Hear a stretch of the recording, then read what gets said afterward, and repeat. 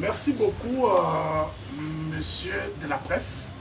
Comme je l'ai annoncé hier dans le forum juridique que j'avais tenu ici, que je devais tenir un point de presse qui devait s'articuler autour de 3 ou 4 points. Le premier point de ce point de presse, c'était les candidatures au poste de gouverneur, la situation qui se passe au RDT, au sein du RDT et même le RDT et l'UDPS, ainsi que les incompatibilités dont jouissent certains candidats gouverneurs de province, qui, je dois le rappeler et je l'ai dit avec disposition constitutionnelle à l'appui, même s'ils sont élus, ils seront invalidés et leur élection sera annulée. Concernant les candidatures, nous avons enregistré au niveau de l'UDPS 16 candidats qui ont postulé au poste de gouverneur au niveau du parti. Et jusqu'aujourd'hui, au moment où je tiens ce point de presse, les partis n'avaient pas encore sorti leurs horaires, de telle sorte que certains d'entre eux sont même tentés d'aller en indépendant, d'autant plus que la CENI doit en principe, aujourd'hui à minuit, clôturer les dépôts des candidatures. De lot de candidatures que nous avons enregistrées au parti, je crois que certains sortent du lot et je vais pouvoir aborder cet aspect de choses lorsque je vais parler des incompatibilités. Néanmoins, nous avons noté d'une façon générale une accalmie, mais la tension tente de monter vers la fin. Parce que tous les candidats qui ont postulé, vous savez que notre assemblée provinciale était divisée par un conflit très accentué où un groupe de 13 et un groupe de 11 députés s'étaient chacun campé dans sa position. Mais il y a eu quand même des efforts entrepris par les notables de cette ville, par l'évêque de Mbujimaï et même par l'honorable Pambou. Et tout récemment, il y a le groupe qui est parti des États-Unis avec le président fédéral de l'UDPS États-Unis, basé à Washington, M. Kankou Pierre Kaiko et le très valeureux Kabo Mutoke, qui est parmi les pionniers de l'UDPS, la Fédération de Mbujimaï. Ils ont tenté de rassembler Tampé en faisant quand même un bon travail, où quand même tous ces députés des deux camps se sont retrouvés et ils ont fait un travail que nous considérons pourra décrisper la situation avant cette élection. Par rapport à la situation qui se passe au sein du Rassemblement des démocrates tshisekidistes RDT, où nous avons appris pas l'exclusion mais la suspension pour une durée du sénateur Ogi Ilunga Tchouvila par le bureau politique. Moi, à mon niveau, comme pionnier du RDT, j'ai lancé un message à l'apaisement pour dire au sénateur ADC de pouvoir d'abord faire le recours pour ne pas créer de frustration, qu'il fasse le recours puisqu'il s'agit du bureau politique. Et moi-même, vous savez, à un certain moment, j'avais aussi été visé par ces mesures de suspension, même l'exclusion définitive, mais j'avais dû faire mon recours. Ça ne sert à rien de se lancer dans un bras de fer qui ne dit pas son nom. Je le conseillerais de faire son recours en bonne et due forme. Et j'appellerai aussi les deux tendances qui sont en train de se dessiner au sein du RDT et même parmi les députés du RDT pour leur dire laissez cette question interne être abordée par les responsables de notre regroupement, M. Ogi et le coordonnateur Sylvain Mutombo Kambinga. Je crois qu'il est aussi intervenu sur les médias et je ne voudrais pas que cette situation soit vraiment tirée en longueur. Donc je conseille pour ma part que la situation soit réglée en interne et par la voie pacifique. Par rapport au mandat spécial qui m'a été confié, je dis à Maître Sylvain Mutombo, lorsqu'on a échangé hier soir et même ce matin, que je le remercie pour cette marque de sympathie et cette marque de considération qu'il a témoigné à mon égard en me confiant ces mandats spéciaux.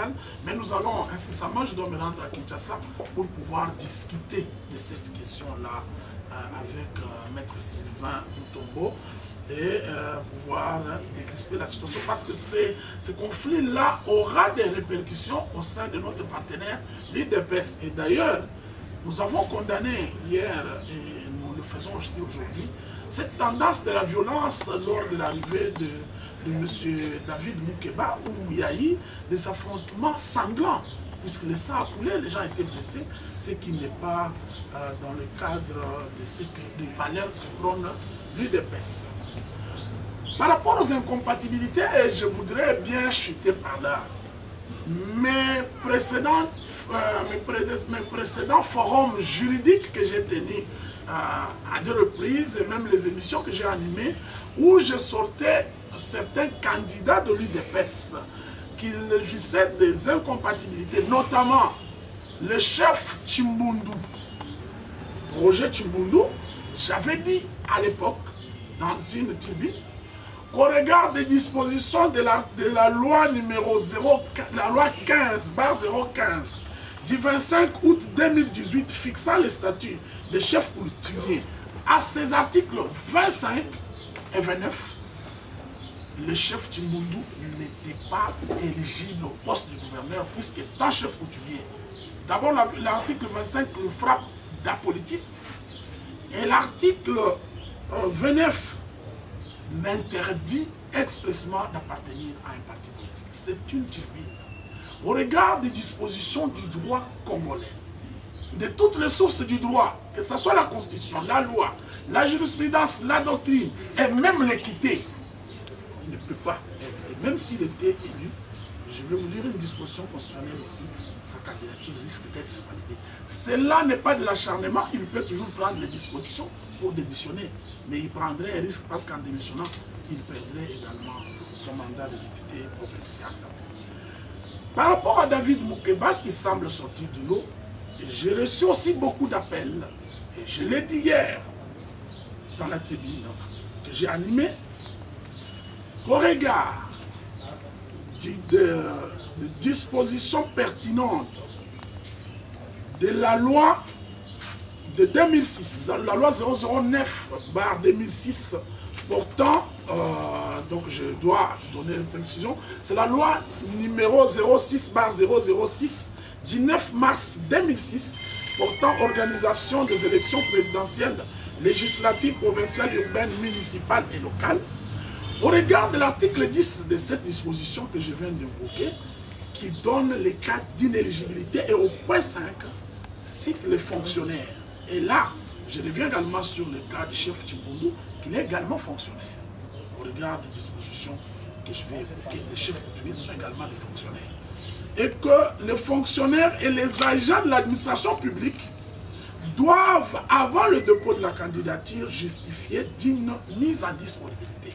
Je voudrais rappeler que cette disposition d'abord est éclairée par la décision numéro 001 bis, bar CENI, bar bureau, bar 18 du 19 février 2018 portant mesure d'application de la loi numéro 06, qui en son article 27.7 donne qu'on doit donner des preuves de la mise en disponibilité. Et là, cette décision de la CENI ne parle même pas du dépôt de la lettre, mais même le preuve de la mise en disponibilité. Et là, le régime légal en RDC concernant les incompatibilités, nous avons 3 cas de figure. D'abord, pour les militaires et les policiers, il faut non seulement démissionner, mais apporter aussi la preuve que la démission a été acceptée. Il faut pour les cadres ou les animateurs des entreprises publiques, là on demande la démission. Mais pour les fonctionnaires, la preuve d'une demande de mise en disponibilité, mais la décision de la CENI ici, qui a été déclarée conforme à la Constitution, va même plus loin en exigeant la preuve de l'acceptation. Au regard de ces deux dispositions, je dis que la candidature de M. David Moukeba ne sera pas recevable, puisque Moukeba David est fonctionnaire de l'État. Beaucoup de juristes ont amené le débat dans les forums, mais je voudrais rappeler ici, rapidement, les dispositions de la loi numéro 16/013, cette loi du 15 juillet 2006, portant statut des agents de carrière du service public de l'État. Mais nous allons encore beaucoup plus loin. C'est le décret loi numéro 017/2002, du 3 octobre 2002, portant code de conduite de l'agent public de l'État, qui à son article 1er définit l'agent public de l'État comme toute personne qui exerce une activité publique de l'État ou qui est rémunérée par ces derniers. Mais cette disposition à son alinéa 2.7 dit ceci: sont agents publics de l'État, notamment les personnels politiques et administratifs des services de la présidence de la République. En tout cas, c'est une disposition légale. J'ai le texte ici. Monsieur Moukeba, à ce jour, je sais qu'il est conseiller principal du chef de l'État en matière des infrastructures. Donc, il est un fonctionnaire de l'État. Il ne peut pas postuler. Il faut pour lui qu'il nous amène les preuves de sa mise en disponibilité. Ne pas le faire. Il violerait la loi. Sa candidature, même acceptée, même élu gouverneur, nous allons attaquer sa conseil d'État. C'est ça l'état des droits. Par contre, prendre aussi le risque d'abandonner le poste de conseiller principal du chef de l'État pour une élection dont il n'est pas très sûr de gagner, ça peut équivaler à un suicide politique.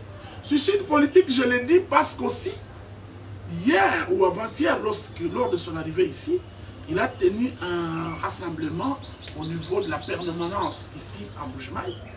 Mais au cours de ce rassemblement, M. Moukeba a dit au peuple que le pouvoir n'appartenait pas aux députés, que c'était le pouvoir du peuple, que les gens ne se laissent pas faire.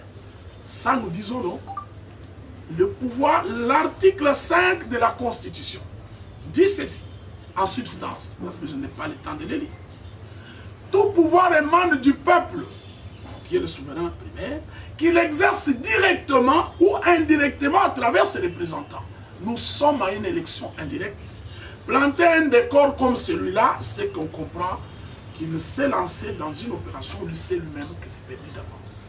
Nous n'avons pas besoin de Maweza bis. Nous n'avons pas besoin de quelqu'un qui n'a pas de considération pour les députés.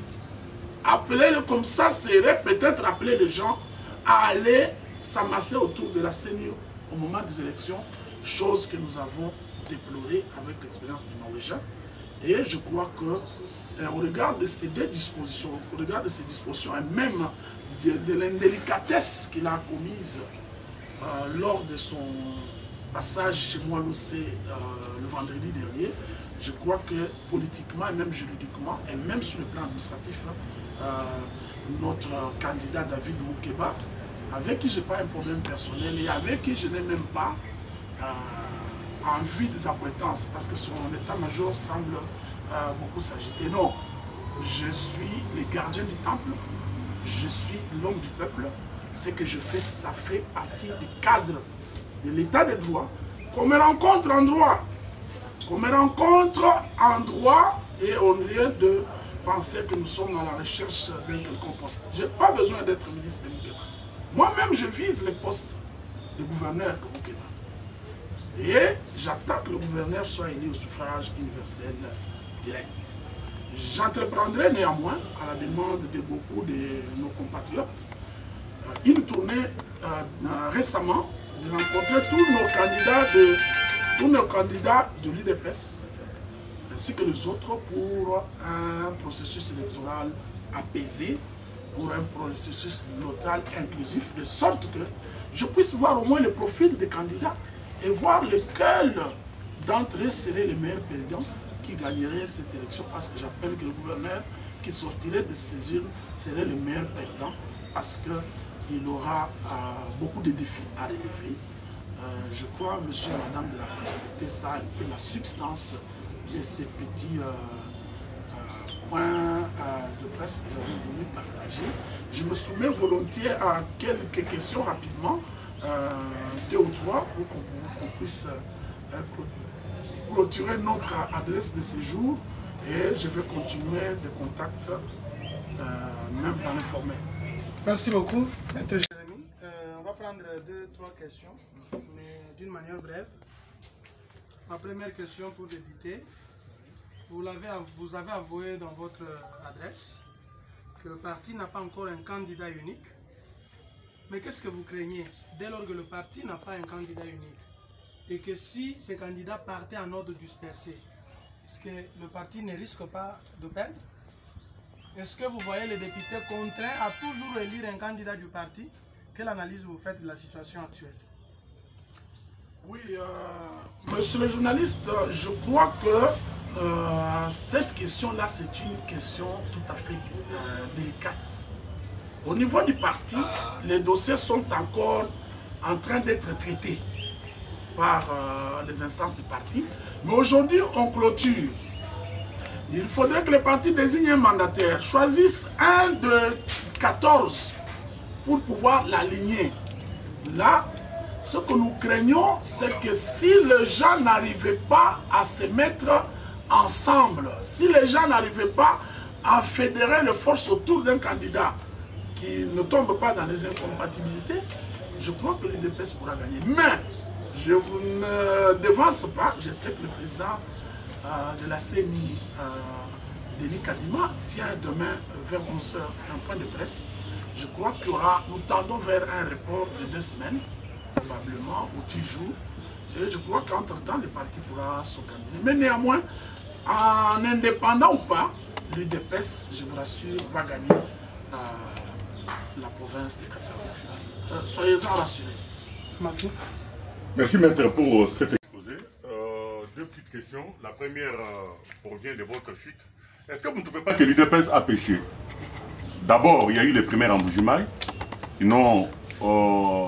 ne sont jamais arrivées ou qui n'ont pas donné des résultats attendus. Deuxièmement, c'était à Kinshasa où l'opération avait été amorcée. Beaucoup avaient déposé, mais 16 seulement.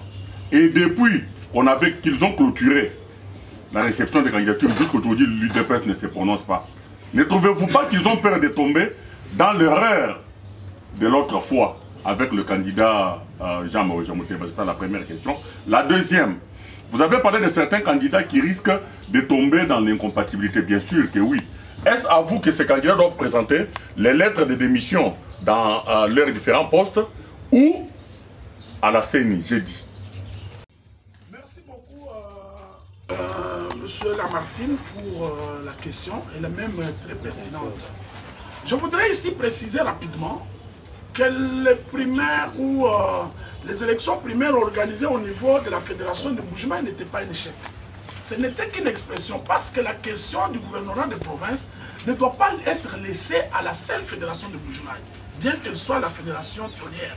Dans la mesure où nous avons à côté la fédération rurale du Kassaï oriental, qui est à Tchilengue, qui a plus de députés au sein de l'UDPS, au sein de l'Assemblée.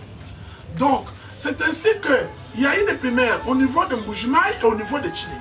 Maintenant, tout a été centralisé, mais il y a aussi des Kassaïens, d'autres fédérations qui ne sont ni de l'une ni de l'autre fédération d'ici.